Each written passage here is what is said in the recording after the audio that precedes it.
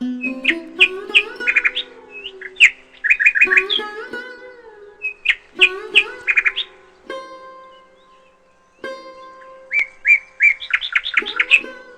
কিচিরমিচির আর ভোরের আলোয় গ্রামটি জেগে উঠলেও হরিশের বাড়িতে সকাল শুরু হয় অশান্তির চিৎকার দিয়ে।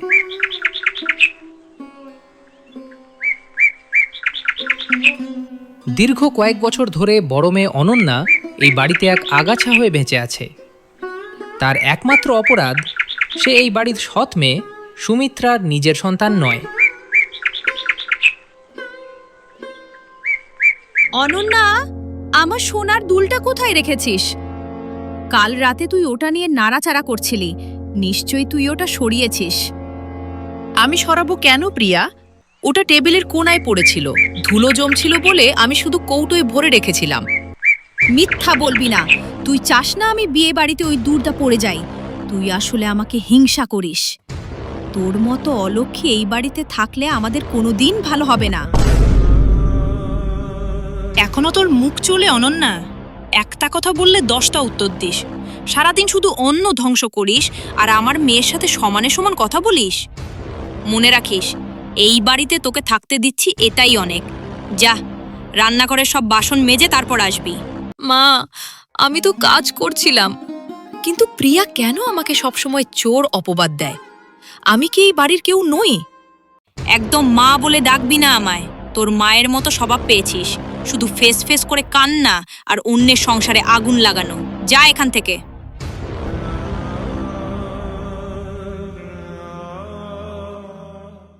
অপমান আর লাঞ্ছনার বোঝা সইতে না পেরে অনন্যা ছুটে যায় গ্রামের শেষ প্রান্তে থাকা এক পুরনো মন্দিরে। সেখানে গাছের নিচে বসে মালা গাচ্ছিলেন ঠাকুমা।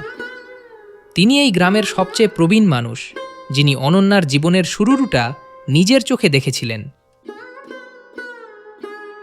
আয় অনন্যা মা, আয়। চোখ দুটো যে আবার লাল দেখছি। সুমিত্রা কি আবার হাত তুলেছে তোর গায়ে? ঠাকুমা, আমি কি সত্যি খুব অপয়া? প্রিয়া আমাকে বলে আমি এই বাড়িতে পরগাছা। আমার নিজের মা থাকলে কি আজ আমাকে এই কথা শুনতে হতো? অনন্যা, তুই পরগাছা নোস রে মা। এই বাড়ির প্রতিটি ইটের গায়ে তোর মা বাবার রক্ত আর ঘাম মিশে আছে। সুমিত্রা আর প্রিয়া তো শুধু ভোগ করছে। তুমি এক কথা রোজ কেন বলো ঠাকুমা? বাবা তো বলে তিনি অনেক কষ্ট করে এই বাড়ি বানিয়েছেন। হরিশ খুব ভালো মানুষ অনন্যা, কিন্তু ও সত্য বলার সাহস পায় না। ও তোর কাছে ঋণী। তুই যেদিন সত্যিটা জানবি সেদিন বুঝবি এই বাড়িতে তোর মর্যাদা কোথায়। হরিশ শহর থেকে কাজ ছেড়ে ক্লান্ত হয়ে ফিরেছেন। সারাদিনের খাটুনির পর একটু শান্তি খুঁজলেও তার ঘরে শান্তির কোনো চিহ্ন নেই। অনন্যা ঘরের কোণায় চুপচাপ বসে আছে। অনন্যা মা, খেয়েছিস? আজ তোর জন্য মেলা থেকে জিলাপি এনেছি। না বাবা, খাবো না, তুমি খাও।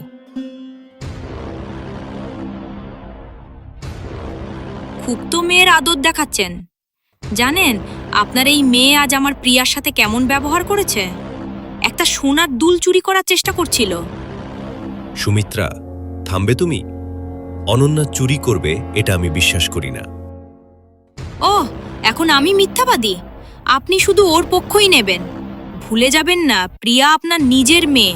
ওর ভবিষ্যৎ নিয়ে কি আপনার কোনো চিন্তা নেই? এই মেয়েটাকে বিদায় করুন, নয়তো আমি আর প্রিয়া।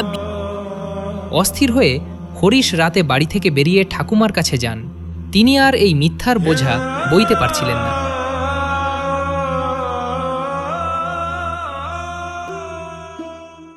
জেঠিমা, আমি বুঝতে পারছি না কি করব। সুমিত্রা আর প্রিয়া অনন্যাকে বাড়ি থেকে বের করে দিতে চাইছে। আমি কিভাবে ওদের বলবো যে অনন্যা কে? হরিশ, পাপ কখনো চাপা থাকে না। তুই অনন্যাকে ভালোবেসে সত্যিটা লুকিয়েছিস, যাতেও নিজেকে অনাথ না ভাবে। কিন্তু এখন পরিস্থিতি উল্টো হয়েছে। তোর দ্বিতীয় স্ত্রী আর মেয়ে ওকে অনাথ বানিয়ে রেখেছে। সময় এসেছে সব বলার। কিন্তু যদি সুমিত্রা আমাকে ছেড়ে চলে যায়, প্রিয়ার কি হবে? যে সত্যের ওপর দাঁড়িয়ে সংসার টেকে না, সেই সংসার ভেঙে যাওয়াই ভালো।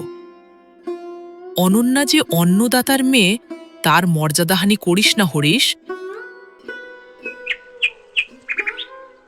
পরের দিন সকালটা ছিল অনন্যার জীবনের সবচেয়ে বড় অগ্নি পরীক্ষার দিন।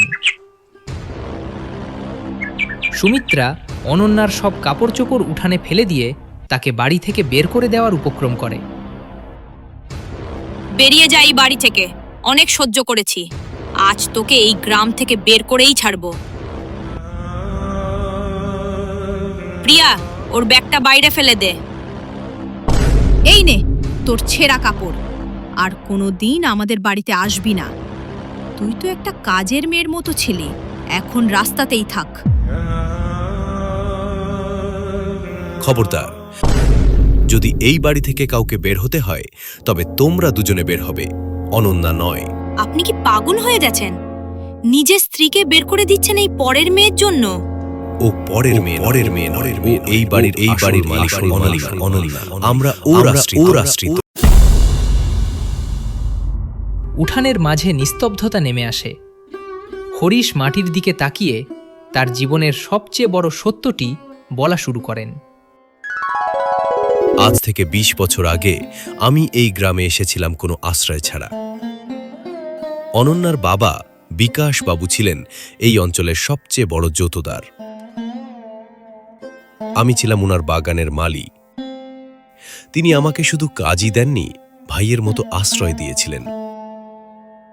একদিন রাতে প্রচণ্ড ঝড় আর বন্যায় যখন অনন্যার মা অসুস্থ ছিলেন, বিকাশবাবু ওনাকে হাসপাতালে নিয়ে যাওয়ার সময় দুর্ঘটনার কবলে পড়েন।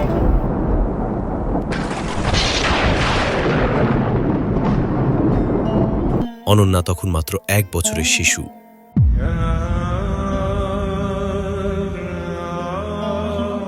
গ্রামের সবাই তখন আমাকে দায়িত্ব দেন এই সম্পত্তির দেখভাল করতে।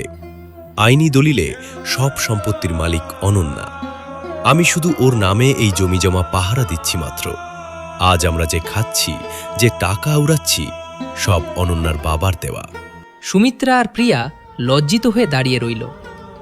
তারা যাকে বাড়ির আপদ ভেবেছিল, আসলে সেই তাদের অন্নদাতা। সুমিত্রা বুঝতে পারেন তিনি কতটা নিষ্ঠুর ছিলেন। তিনি ধীর পায়ে অনন্যার কাছে এগিয়ে যান।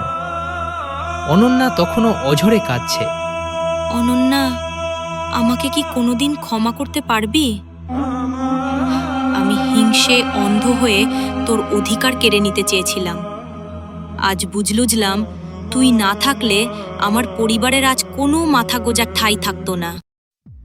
দিদি, আমি খুব বড় অপরাধ করেছি। আমি সম্পত্তির লোভে তোকে অনেক কটু কথা বলেছি। আমাকে তাড়িয়ে দিস না দিদি। প্রিয়া, আমি তো তোকে নিজের বোনই ভাবি। আমি কোনো সম্পত্তি চাই না, আমি শুধু তোমাদের ভালোবাসা চেয়েছিলাম। মা, তুমি আমার মাই থাকবে। অবশেষে ঋণের বোঝা থেকে মুক্তি পান হরিশ। এক মিথ্যা আর হিংসায় পুড়তে থাকা পরিবারটি আজ সত্যের আলোয় আলোকিত হল। আজ থেকে এই বাড়িতে আর কোনো ভেদাভেদ নেই। আমার ২ মেয়েই এই ঘরের আলো। দিন শেষে ঝগড়া নয়, বরং মায়া আর সততায় তৈরি করে একটি সুখী পরিবার। যে মেয়েটি একদিন একলা ছিল, আজ সে পেল এক সম্পূর্ণ পরিবার।